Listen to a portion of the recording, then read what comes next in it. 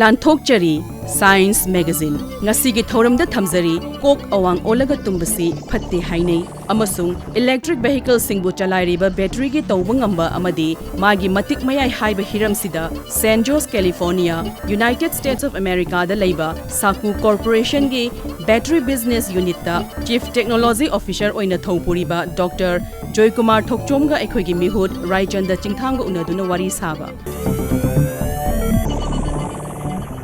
ꯀꯣꯛ ꯑꯋꯥꯡ ꯑꯣꯜꯂꯒ ꯇꯨꯝꯕꯁꯤ ꯐꯠꯇꯦ ꯍꯥꯏꯅꯩ ꯑꯌꯨꯛ ꯅꯨꯡꯊꯤꯜꯒꯤ ꯃꯇꯝꯗ ꯊꯕꯛ ꯏꯪꯈꯥꯡ ꯁꯨꯕꯗ ꯃꯥꯡꯈꯤꯕ ꯑꯦꯅꯔꯖꯤꯗꯨ ꯄꯥꯡꯒꯜꯗꯨ ꯑꯃꯨꯛ ꯍꯟꯖꯅꯕꯒꯤꯗꯃꯛ ꯃꯄꯨꯡ ꯐꯥꯅ ꯇꯨꯝꯕ ꯍꯥꯏꯕꯁꯤ ꯍꯛꯆꯥꯡꯒꯤꯗꯃꯛꯇꯗꯤ ꯈ꯭ꯋꯥꯏꯗꯒꯤ ꯃꯔꯨ ꯑꯣꯏꯕ ꯇꯧꯗꯕ ꯌꯥꯗ꯭ꯔꯕ ꯃꯊꯧ ꯑꯃꯅꯤ ꯇꯨꯝꯕꯅ ꯍꯛꯆꯥꯡꯗꯒꯤ ꯃꯥꯡꯈ꯭ꯔꯤꯕ ꯑꯦꯅꯔꯖꯤ ꯄꯥꯡꯒꯜꯗꯨ ꯑꯃꯨꯛ ꯍꯟꯖꯅꯕꯒꯤꯗꯃꯛꯇ ꯅꯠꯇꯅ ꯃꯊꯪ ꯅꯨꯃꯤꯠꯇ ꯊꯕꯛ ꯇꯧꯕꯗ ꯃꯇꯦꯡ ꯄꯥꯡꯒꯗꯧꯔꯤꯕꯅꯤ ꯃꯥꯡꯈ꯭ꯔꯤꯕ ꯄꯥꯡꯒꯜꯗꯨ ꯃꯄꯨꯡ ꯐꯥꯅ ꯍꯟꯖꯅꯕꯒꯤꯗꯃꯛ ꯃꯤꯀꯞ ꯇꯣꯏꯅ ꯊꯣꯛꯇꯅ ꯏꯁꯤꯁꯤꯅ ꯇꯨꯝꯕ ꯑꯃꯗꯤ ꯅꯨꯃꯤꯗꯥꯡꯒꯤ ꯃꯇꯝꯗ ꯇꯨꯝꯐꯝ ꯊꯣꯛꯄ ꯄꯨꯡꯁꯤꯡ ꯀꯥꯏꯗꯅ ꯇꯨꯝꯕ ꯍꯥꯏꯕꯁꯤ ꯌꯥꯝꯅꯃꯛ ꯃꯔꯨ ꯑꯣꯏ ꯍꯥꯏꯔꯤꯕ ꯋꯥꯐꯝꯁꯤꯡ ꯑꯁꯤꯒꯤ ꯃꯇꯨꯡ ꯏꯟꯅ ꯇꯨꯝꯕꯒ ꯂꯣꯏꯅꯅ ꯃꯥꯏꯀꯩ ꯆꯨꯝꯅ ꯀꯣꯛ ꯑꯣꯟꯗꯨꯅ ꯇꯨꯝꯕ ꯍꯥꯏꯕꯁꯤꯁꯨ ꯌꯥꯝꯅꯃꯛ ꯃꯔꯨ ꯑꯣꯏ ꯃꯃꯥꯡꯉꯩꯗ ꯑꯍꯜꯁꯤꯡꯅ ꯑꯁꯨꯝꯅ ꯍꯥꯏꯅꯩ ꯏꯆꯥꯁꯥ ꯏꯁꯨꯁꯥ ꯅꯈꯣꯏꯅ ꯇꯨꯝꯕ ꯃꯇꯝꯗ ꯅꯀꯣꯛ ꯑꯋꯥꯡ ꯑꯣꯜꯂꯒ ꯀꯩꯗꯧꯉꯩꯗ ꯇꯨꯝꯒꯅꯨꯀꯣ ꯋꯥꯐꯝ ꯑꯁꯤ ꯆꯨꯝꯃꯤ ꯍꯥꯏꯅ ꯎꯠꯄ ꯃꯔꯝ ꯑꯃꯁꯨ ꯂꯩꯔꯤ ꯇꯨꯝꯕ ꯃꯇꯝꯗ ꯀꯣꯛ ꯑꯋꯥꯡ ꯑꯣꯜꯂꯒ ꯇꯨꯝꯕ ꯐꯠꯇꯦ ꯍꯥꯏꯕꯁꯤ ꯀꯗꯥꯏ ꯐꯥꯎꯕ ꯆꯨꯝꯂꯤꯕꯅꯣ ꯍꯥꯏꯕꯗꯨꯗꯤ ꯈꯟꯊꯅꯤꯡꯉꯥꯏ ꯑꯣꯏꯔꯤ ꯃꯃꯥꯡꯉꯩꯗꯒꯤ ꯆꯠꯅꯔꯛꯄ ꯑꯣꯏꯅ ꯆꯥꯏꯅꯤꯁ ꯖꯣꯃꯦꯇ꯭ꯔꯤ ꯍꯥꯏꯔꯒꯁꯨ ꯈꯪꯅꯕ ꯐꯦꯡ ꯁꯨꯏ ꯍꯥꯏꯕꯁꯤ ꯊꯥꯏꯅ ꯃꯃꯥꯡꯉꯩꯗ ꯂꯩꯔꯝꯕ ꯆꯥꯏꯅꯤꯁ ꯃꯤꯔꯣꯜꯁꯤꯡꯅ ꯃꯤꯍꯧꯔꯣꯜꯗꯒꯤ ꯆꯠꯅꯗꯨꯅ ꯂꯥꯛꯄ ꯃꯆꯠ ꯑꯃꯅꯤ ꯑꯁꯤꯒꯨꯝꯕ ꯃꯆꯠꯁꯤ ꯏꯟꯗꯨꯅ ꯆꯠꯄ ꯍꯥꯏꯕꯁꯤꯅ ꯃꯤꯑꯣꯏꯕ ꯑꯃꯒꯤ ꯑꯀꯣꯏꯕꯒꯤ ꯐꯤꯕꯝꯒ ꯆꯨꯅꯅ ꯂꯩꯕꯗ ꯃꯇꯦꯡ ꯄꯥꯡꯏ ꯍꯥꯏꯅ ꯐꯣꯡꯗꯣꯛꯂꯤ ꯐꯦꯡ ꯁꯨꯏ ꯅꯠꯇ꯭ꯔꯒ ꯂꯝꯗꯝꯁꯤꯒꯤ ꯌꯨꯝꯁꯥ ꯀꯩꯁꯥꯔꯣꯜꯅ ꯐꯣꯡꯗꯣꯛꯄꯒꯤ ꯃꯇꯨꯡ ꯏꯟꯅ ꯖꯤꯑꯣꯒ꯭ꯔꯥꯐꯤꯀꯦꯜ ꯗꯥꯏꯔꯦꯛꯁꯟ ꯑꯁꯤꯗ ꯑꯩꯈꯣꯏꯅ ꯀꯣꯛ ꯑꯋꯥꯡ ꯑꯣꯟꯗꯨꯅ ꯇꯨꯝꯂꯕꯗꯤ ꯍꯛꯆꯥꯡ ꯁꯣꯛꯏ ꯍꯥꯏꯕꯁꯤꯅꯤ ꯃꯤꯑꯣꯏ ꯐꯨꯔꯨꯞ ꯑꯌꯥꯝꯕꯅꯁꯨ ꯋꯥꯐꯝ ꯑꯁꯤꯕꯨ ꯊꯥꯖꯗꯨꯅ ꯂꯥꯛꯂꯦ ꯉꯁꯤꯁꯨ ꯊꯥꯖꯔꯤ ꯆꯠꯅꯔꯤ ꯃꯁꯤꯕꯨ ꯇꯁꯦꯡꯅꯃꯛ ꯆꯨꯝꯂꯕ꯭ꯔꯥ ꯍꯥꯏꯕꯗꯨꯗꯤ ꯍꯪꯅꯤꯡꯉꯥꯏ ꯑꯣꯏꯔꯤ ꯀꯣꯛ ꯑꯋꯥꯡ ꯑꯣꯜꯂꯒ ꯇꯨꯝꯒꯗꯕꯅꯤ ꯍꯥꯏꯕꯒꯤ ꯊꯥꯖꯅꯕꯒꯤ ꯍꯧꯔꯛꯐꯝꯁꯤ ꯀꯗꯥꯏꯗꯒꯤꯅꯣ ꯖꯤꯑꯣꯒ꯭ꯔꯥꯐꯤꯀꯦꯜ ꯗꯥꯏꯔꯦꯛꯁꯟꯗ ꯑꯩꯈꯣꯏꯅ ꯇꯤꯡꯊꯣꯛꯇꯨꯅ ꯀꯣꯛ ꯑꯋꯥꯡ ꯑꯣꯜꯂꯒ ꯇꯨꯝꯕꯗ ꯑꯩꯈꯣꯏꯒꯤ ꯍꯛꯆꯥꯡꯗ ꯑꯀꯥꯏꯕ ꯄꯤ ꯍꯥꯏꯕꯁꯤꯒꯤ ꯋꯥꯈꯜꯂꯣꯟ ꯑꯁꯤ ꯃꯃꯥꯡꯉꯩꯒꯤ ꯃꯇꯝꯗ ꯃꯩ ꯏꯁꯤꯡ ꯅꯨꯡꯁꯤꯠ ꯃꯥꯂꯦꯝ ꯑꯃꯁꯨꯡ ꯑꯇꯤꯌꯥꯒꯤ ꯃꯔꯝꯗ ꯅꯩꯅꯕ ꯁꯥꯏꯟꯁ ꯑꯦꯟ ꯇꯦꯛꯅꯣꯂꯣꯖꯤꯗ ꯊꯥꯖꯕ ꯃꯤꯑꯣꯏ ꯐꯨꯔꯨꯞꯁꯤꯡꯗꯒꯤ ꯍꯧꯔꯛꯄꯅꯤ ꯃꯥꯂꯦꯝꯁꯤꯗ ꯂꯩꯔꯤꯕ ꯃꯤꯑꯣꯏ ꯀꯌꯥꯒꯤ ꯍꯛꯆꯥꯡ ꯐꯅ ꯊꯝꯅꯕ ꯄꯥꯡꯒꯜ ꯃꯄꯨꯡ ꯐꯥꯅꯕꯒꯤꯗꯃꯛ ꯐꯦꯡ ꯁꯨꯏꯅ ꯄꯤꯔꯤꯕ ꯆꯥꯏꯅꯤꯁꯀꯤ ꯆꯠꯅ ꯄꯥꯗꯝꯒ ꯌꯥꯝꯅ ꯃꯥꯟꯅꯩ ꯑꯩꯈꯣꯏꯅ ꯇꯨꯝꯕ ꯃꯇꯝꯗꯁꯨ ꯄꯥꯡꯒꯜ ꯍꯥꯏꯕꯁꯤ ꯑꯗꯨꯃꯛ ꯆꯪꯏ ꯀꯣꯛ ꯑꯋꯥꯡ ꯑꯣꯜꯂꯒ ꯇꯨꯝꯕ ꯐꯠꯇꯦ ꯍꯥꯏꯔꯤꯕꯁꯤꯒꯤ ꯃꯔꯨ ꯑꯣꯏꯅ ꯌꯥꯝꯅ ꯆꯨꯞꯁꯤꯟꯅꯔꯤꯕ ꯋꯥꯐꯝꯗꯤ ꯃꯦꯒꯅꯦꯇꯤꯖꯝ ꯍꯥꯏꯕꯁꯤꯅꯤ ꯃꯁꯤꯒꯤ ꯃꯔꯨ ꯑꯣꯏꯕ ꯃꯔꯝꯗꯤ ꯃꯦꯒꯅꯦꯇꯤꯖꯝ ꯍꯥꯏꯕꯁꯤꯗ ꯌꯥꯎꯔꯤꯕ ꯌꯣꯠꯀꯤ ꯑꯣꯏꯕ ꯃꯆꯥꯛꯁꯤꯡ ꯑꯃꯁꯨꯡ ꯃꯥꯂꯦꯝꯒꯤ ꯌꯥꯝꯅ ꯌꯥꯡꯕ ꯈꯣꯡꯆꯠꯇ ꯎꯪꯗꯨꯅ ꯂꯩꯕ ꯃꯔꯝꯅ ꯃꯥꯂꯦꯝꯁꯤ ꯑꯋꯥꯡꯗꯒꯤ ꯈꯥꯔꯣꯝꯗ ꯆꯠꯄ ꯃꯦꯒꯅꯦꯇꯤꯛ ꯐꯤꯜꯁꯤꯡ ꯂꯩꯔꯤ ꯁꯟꯗꯣꯛꯂꯤ ꯑꯁꯤꯒꯨꯝꯕ ꯋꯥꯈꯜꯂꯣꯟ ꯐꯤꯂꯣꯁꯣꯐꯤ ꯑꯁꯤꯅ ꯃꯔꯝ ꯑꯣꯏꯔꯒ ꯑꯩꯈꯣꯏꯅ ꯀꯣꯛ ꯑꯋꯥꯡ ꯑꯣꯜꯂꯒ ꯇꯨꯝꯂꯕꯗꯤ ꯑꯩꯈꯣꯏ ꯏꯁꯥꯒꯤ ꯍꯛꯆꯥꯡꯒꯤ ꯄꯣꯖꯤꯇꯤቭ ꯄꯣꯜꯁꯤꯅ ꯅꯣꯔꯊ ꯄꯣꯜꯒ ꯄꯔꯤꯡ ꯑꯃꯠꯇꯗ ꯄꯨꯂꯞ ꯂꯩꯔꯅꯤ ꯃꯇꯝꯁꯤꯗ ꯅꯣꯔꯊ ꯄꯣꯜ ꯑꯅꯤꯁꯤꯒꯤ ꯑꯃꯒ ꯏꯟꯊꯣꯛꯅꯒꯅꯤ ꯃꯁꯤꯅ ꯃꯔꯝ ꯑꯣꯏꯔꯒ ꯃꯤꯑꯣꯏꯕꯅ ꯃꯉꯥꯛꯅꯕ ꯑꯃꯁꯨꯡ ꯇꯨꯝꯕ ꯀꯥꯏꯕ ꯇꯣꯏꯅ ꯊꯣꯛꯏ ꯍꯛꯆꯥꯡ ꯑꯃꯁꯨꯡ ꯃꯥꯂꯦꯝ ꯍꯥꯏꯔꯤꯕ ꯑꯄꯛꯉꯥꯒꯤ ꯃꯔꯛꯇ ꯂꯩꯔꯤꯕ ꯄꯣꯜꯒꯤ ꯌꯦꯠꯁꯤꯟꯅꯕꯅ ꯃꯔꯝ ꯑꯣꯏꯔꯒ ꯃꯤꯀꯞ ꯇꯣꯏꯅ ꯊꯣꯛꯏ ꯇꯨꯝꯕ ꯍꯧꯒꯠꯂꯛꯄ ꯃꯇꯝꯗ ꯍꯛꯆꯥꯡ ꯏꯇꯦꯛ ꯇꯦꯛꯏ ꯃꯤꯑꯣꯏ ꯈꯔꯅ ꯄꯨꯛꯅꯤꯡꯒꯤ ꯑꯣꯏꯕ ꯋꯥꯀꯠ ꯋꯥꯔꯣꯜꯁꯨ ꯑꯁꯨꯝꯅ ꯐꯣꯡꯗꯣꯛꯂꯤ ꯄꯣꯂꯥꯔꯤꯇꯤ ꯑꯁꯤꯅ ꯏꯒꯤ ꯏꯆꯦꯜꯗ ꯑꯀꯥꯏꯕ ꯄꯤꯕ ꯉꯝꯃꯤ ꯑꯃꯁꯨꯡ ꯀꯣꯂꯦꯁꯇ꯭ꯔꯣꯜꯒꯤ ꯆꯥꯡ ꯋꯥꯡꯈꯠꯂꯤ ꯍꯥꯏꯔꯤ ꯑꯗꯨꯗꯤ ꯀꯣꯛꯅ ꯃꯈꯥ ꯑꯣꯟꯗꯨꯅ ꯃꯃꯥꯏ ꯃꯈꯥ ꯑꯣꯟꯗꯨꯅ ꯇꯨꯝꯕꯁꯤꯅ ꯈ꯭ꯋꯥꯏꯗꯒꯤ ꯍꯦꯟꯅ ꯐꯔꯤꯕ꯭ꯔꯥ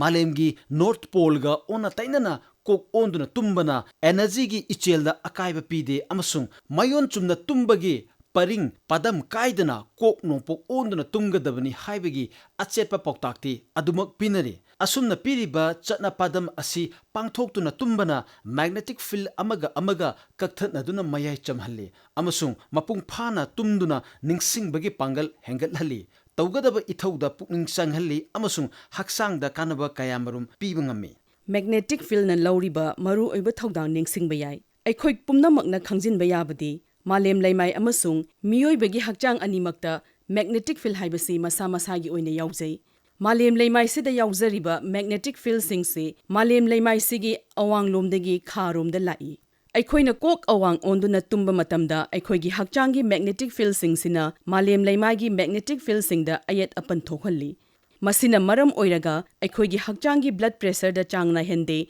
thamoida akai atoi thokhanba phawbu yauribani. Akai atoi thoglakliba asibu laksinba ngamnaba aikoigi thamoi mathau hena tawba tarai. Miyoi amana ahal oisilakpa natraga thamoigi anaba leiba miyoi sing oirabadi miyoi dugi hakchang manungda natraga mapanda I yamna thokpa natraga leng otpa ngamdaba hakchang pangthabagi chaifu ama pirakpa yai. Tasengnamak aikoina khong tingthoktuna isang sangna hek hipthaba mihul hunbagi chang taptharakpa matamse aikoina yamna cheksinningai oi. Atoppa maram amana aikoigi hakchangda cheliba isida yotki chang khara yauri. Aikoina koksi awang onduna tumba matamda isida yauriba yot singsi awang pangna chingki. Malem leimaigi yochabi na piba saphugi maikai adomda chingchin khiduna miyoi dugi brenda pulap tasinduna laiki. Laifam thokpa changdagi ahenba iduna samna muk chawwa singli tisu shingduda chenchin khiduna brenda chaifu ama piba horai. Maram asi leibanani miyoiduna mikap thoklakpa tumba hogolakpa matamda kok chi haiduna yamna toina haiba yauribasi.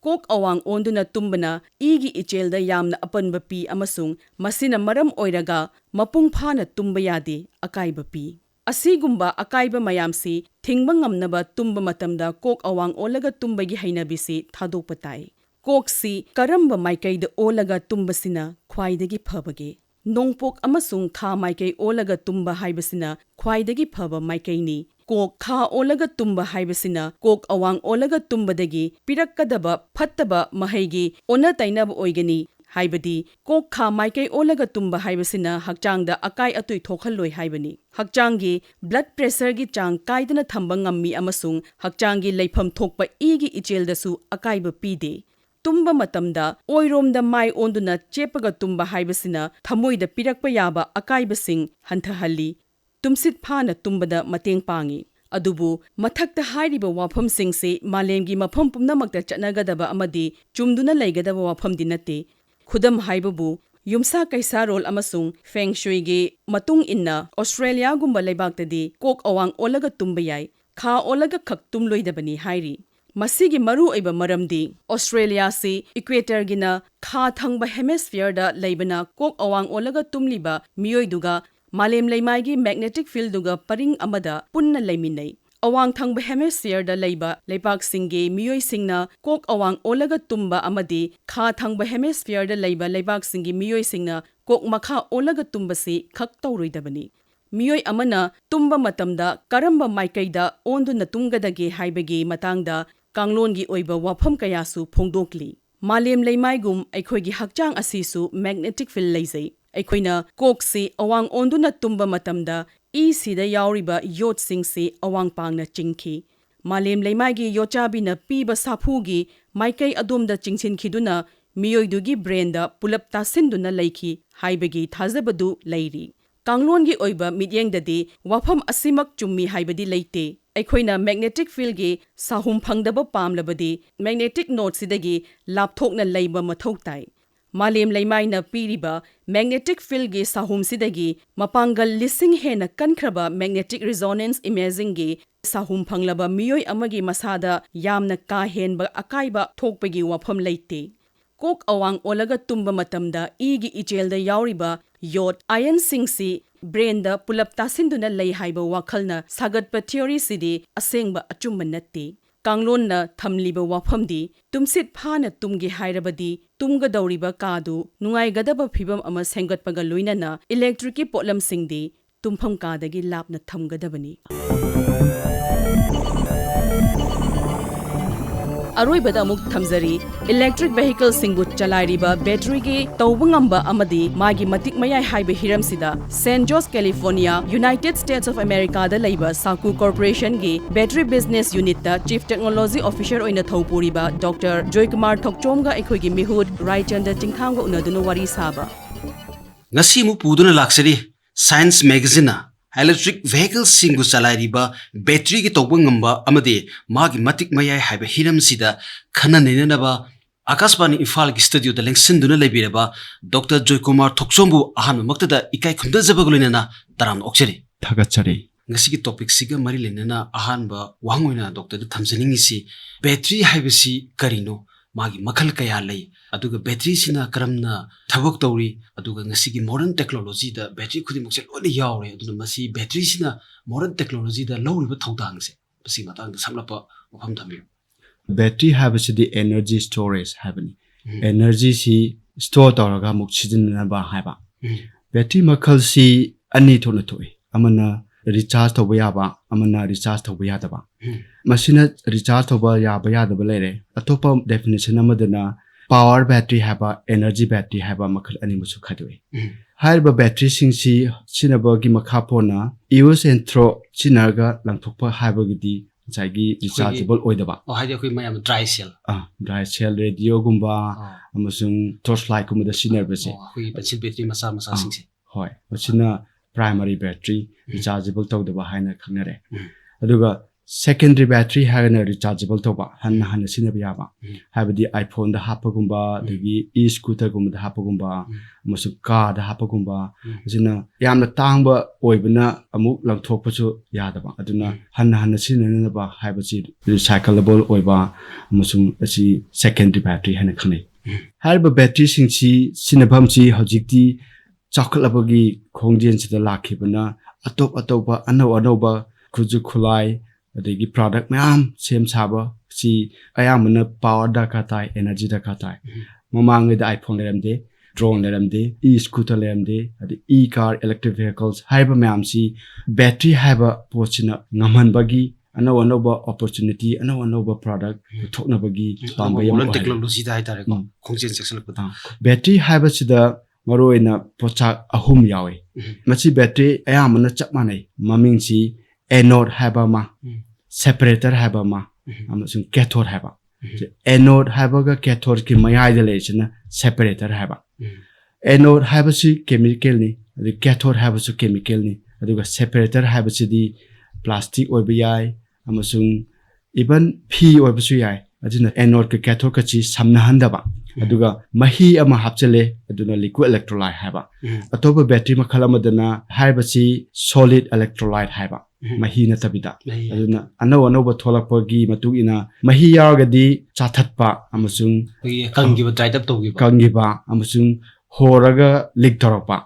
adugumba problem yamna lei aduna hojoji technology ayamana sinebachi liquid electrolyte toroga sine masibu lakthoklaga solid onthona ba haina chakhalaba lebak mayam habadi America gumba Japan gumba South Korea gumba China gumba sine kan honari khoi solid state lithium battery na haibasi oiduna tra hoi masida mahi haibasi lakthoga mapang oina solid electrolyte chi hapchilaga battery kuna maksida mahi yawdaba aduna asina safe oiba hemba khaiba khopa khara wathaba hujike hariba solid state lithium battery se doctor masi ngasai gi cathode ka ngasai anode ka to solid state oina replace togudira na natte mayadi yariba separator habdo adu solid oina oiba mahi gi mahota hajojik chineriba lithium ion battery haba sida toribasi anode haba cathode haba gi marak sida plastic ki type to ba porous oiba hargana PC porous oibdo adumaina porous ohenba plastic na disaba adu plastic tu na ngasai gi anode ka cathode ka chi thengna handaba amasung adugi plastic ki horiba du da ngasai mahi du na chupsalaga aduna ngasai gi lithium haiba ion du chathok chachin tobda yamna phahanba aduna liquid electrolyte tu sinaba aduga solid state battery haigan ngasai gi mahi du lakthoga ngasai gi anode cathode tu ban gi type to thingba aduga samna handaba amasung cathode ta chu masigi solid electrolyte si khara hapchilaga adi mixture composite ki type ta tu sinaba su ta kai maramdi mahi oraga na ngasai gi cathode makun ho basing da mahi changchilaga ngasai gi lithium ion gi chathok chachin tawbada yamna mating oibadu maina ngasai gi solid electrolyte si cathode tu hapata ka ta hujike hariba solid state lithium battery si akoina taba matamda yam paksan na seasonary hai hariba solid state lithium battery si masi tungi fisu scope ni na koina thambi biya battery matang hoi hajik prithibida sinerba technology si lithium ion battery haina khane lithium ion battery haba sida yaribasi anode habasida graphite on marone yawi anode habasi graphite natraga hojik orisi silicon duga cathode haragadana muka LFP gumba asi LFP lithium iron phosphate haba natragana lithium nickel manganese cobalt haba asi hariba cathode singsi tawraga mayai ngasage na haijagiba plastic haba porous structure duna tawraga sinai adu masi hoje technology gi maturity level si am wangi aduna hoje product nam tholai si drone gumba degi iphone gumba degi e-scooter iba si myam si sinaba loina madugi maturity si yore hoje leihori badi haiba technology si mayam putholaga maman hongdhanba habasigi gold hoje prithibida india chu yauna masi maman hongna jonba mass production toba habasigi film the satari hujik mayam na medium oina public na pass oina scenery se koi lithium ion battery news koi lithium ion battery sigi major drawbacks yuza mai ngasa gi kui na chattaba haiba tare atuga amorom da mu koi gi lithium phosphate se environment da kitang problem lay kolena su mayam da hairu putheng yuza aduna swagi matang sida koi lithium phosphate nataba lithium cobalt su sili haidari yuza aduna ngasa gi battery mo se develop tong matam da koi gi picture bu koi manipur da uza phangi ba pothok sina battery se koi develop tong bo ya bra uza usi yam phajaba question ni manipur da phangba hargana manipur si hoji praja mayam si masi battery matang sida khangba orakpa habasi choidrabani India ki policy 2035 ki matungina thaunerba gari mayam se silone electric onthoklapagi phibam da lerabani hajaji thaunerba petrol gari mayam se thaunaba yararoi amasing jola ro aduna gari khudimak loine electric ne thaunara dawbani masi lagadabani lactringes matang sida manipur le praja mayam si asi matang sida khangjilawba tasilawba amasing kai toba yai habasi matang yamna dakatai masi matang da manipur da battery si laite amasing chade hajaji India da battery sari si Maroi na yamba da Bangalore, Gujarat, amasung Hyderabad adoi da oina sai. Adu haiba battery sing saba sida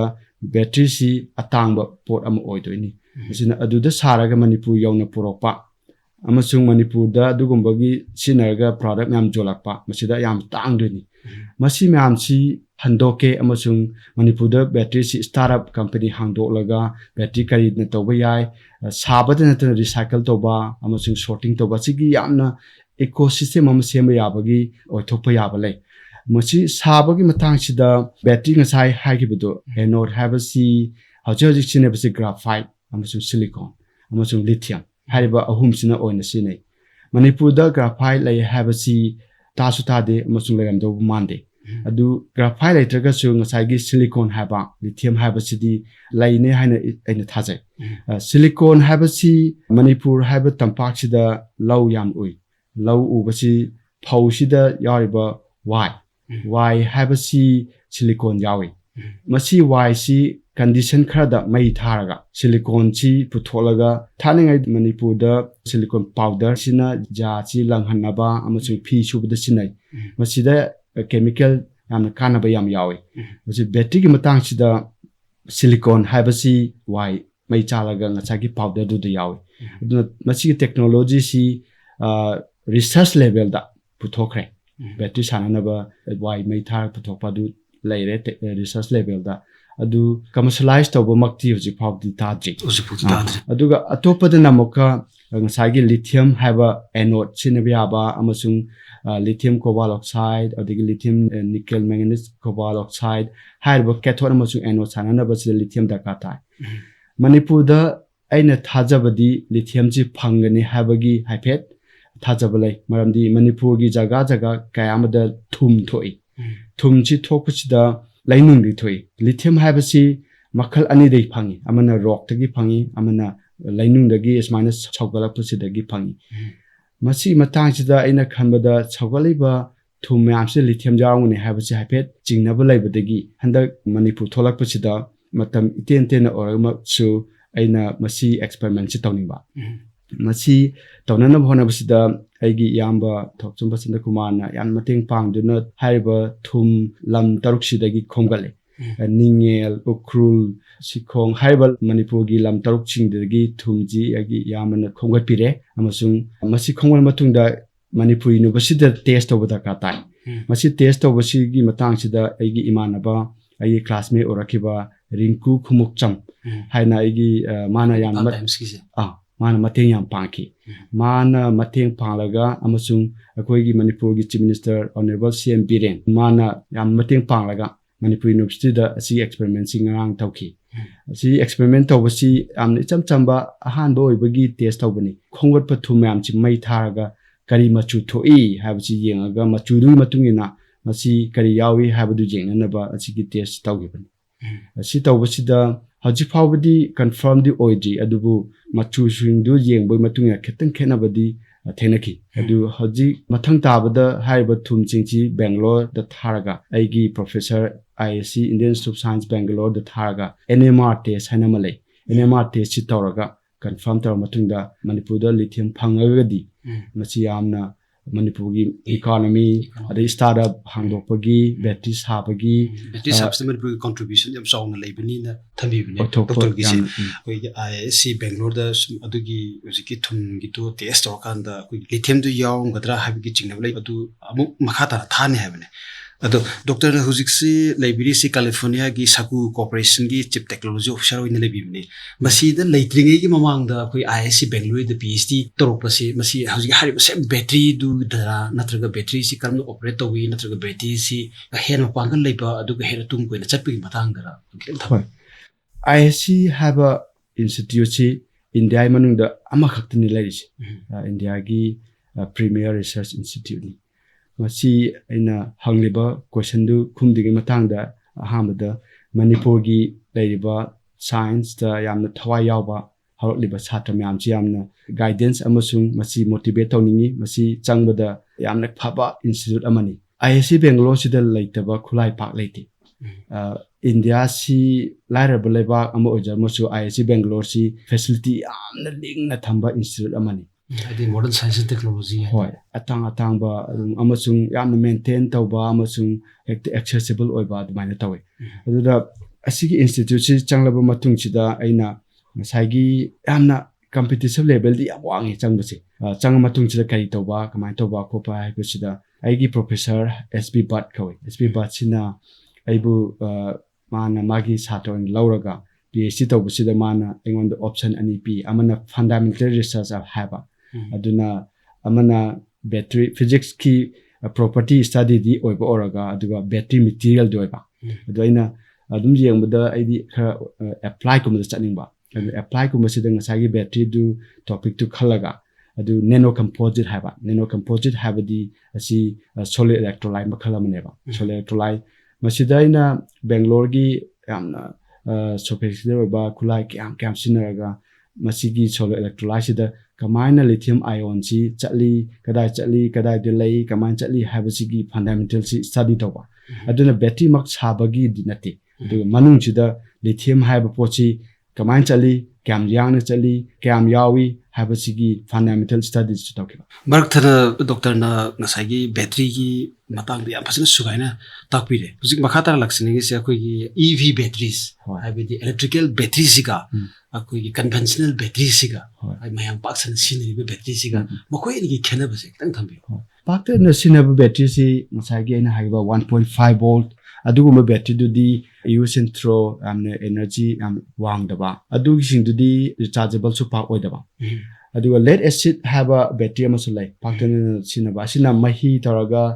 lead acid taraga di acid kuma taraga sina yamna lumaga magi putholakpudi yam nemba energy gumba power yam nemba aduna adugumba dakha taba sina phamju yam leidi lei adubu haiba battery singsina electric vehicle gumba thoba magi shakti dilai taba adu electric vehicle gum thoge hai ta di car arumba achoba chi thoge haba ta di energy yamna lingba battery dakha ta masida lithium battery si hojik yamna popular oikalai se jagi lithium iron phosphate oigera natraga nickel manganese cobalt hoigera cathode dunoraga sarakpa yamna capacity wangba energy yam leiba haiba battery singchina car singchi gi thobadi yam dakatai car thoba hasidabu lumme amusung chawe aduna energy ji power yam dakatai aduna jagi yamna advance oiba battery si sinaba dakatai aduga doctor hujiki EV battery siga amu ngasagi internal combustion engine gi battery siga moini gi khena base asiju ta thang internal combustion battery gi dudi maroina lead acid battery ni battery macha ma adugi battery macha dudi 12 volt shakti yam leijadaba aduga battery du su dakatai internal combustion engine gi maramdi car si start tawu matamda ignition tawu dakatai ignition engine manungda adu ignition tawu dugi kitang spark kumba ama thogalaga car si once start ordi ngasagi petrol ji chalaga adugi manungduda masigi motion ji putholak paneba aduna car chalanba adu electric sidana car ji chelak toine na masi electric battery sinaraga ngasagi battery sida energy si am store taw thamaga ngasai store taw be energy myam si sinaraga car si chelak toine ba adu chelana putam sida yam shakti leba battery da kata losalakpada doctor tungi future tungi scope si gari bu hairo natraga any anoba makhalgi technology khuju khulai bu hairo ko battery yauda bati sukyam yara roi hariba battery si puthokna bu hotna buda doctor Shyamkishore manipur degi hogi bani aduna hujikti yamna chokolaba super power da yamna chokba company mege chip technology officer ori mani aduna manipur da lairiba tapaga tambaga haibana hanba manipur gi youth singse masida akoigi battery amasu electric vehicles ki khongjel singda akoigi naha singsina karamna participate tawrakanda global market akoisi saru yagadagi haibigi wapam advice kitang thambiram hoi manipur haba picture abachu yam mi singji talent leba mi ngaktane yamana asi talent mi amchi maikai chumna amasung matam chi lik na chinarabadi yamna phagadaba mongchi battery technology si uji habigre ayamba pochai singda dakata ba masi adum dakata hena adum oraga dabani ado hariba phibam sida manipur habasiso asigi lambi sida chattaba yadraba mo oibnina manipur mi singchi jakshin ba habasida dakata kama mong jakshin ne habada battery sabagi matangda battery sage hagana machagi startup hangdokpa kogi manipur university gumbada amasung mapan tamakhiba chatra chemistry physics or computer science or haiba mayam chi pulaga technology sibu puthona bhona basi am dakata masi matang sida government support amasung public private investor mayam dakata different stakeholder mayam ju yawam sangyo stakeholder yam dakata aduga akoi hojik aina palabada chief minister unajarui unajab matang sida machigi matang haipe wari sabada yamna encouragement piraki maso moigi startup policy am lai hai amasung masi aina dum initiative kusidi yamna thokat pirei amasung machigi continuity lainin haina thajai chief minister hojik ma chigi matang sida yamna important pi amasung encouragement yam tawri battery si manipur da sabang ambagi sakti amasung potchai puthokpagi matang sida changchin bajam dakatai masi changchin matam sida technology matang da kaigumba aina mating pangba ngam makhai pangba ngamna ba haroliba chatra amasung technology am interest lawjaba amasung even investor oro amasung government side gi oro haiba film sida aina ngamba makhai aina masi line da chacharu rabnina khangjaba khara adum sa tonana ba aina ready dum lai electric vehicle singbu chalairiba batterygi tauba ngamba amadi magi matik mayai haiba hiram sida San Jose, California, United States of America da laiba Sakuu Corporation gi battery business unit ta chief technology officer oina thopuriba Dr. Joykumar Thokchom ga ekhogi mihut Raichanda Chingtham ga unaduna wari saba tahan jakhiba ga loinana ngasigi science magazine lan thokjaba matang asda loizari mathang leipak popon numit pungpham asimakta da amuk phangbigani science magazine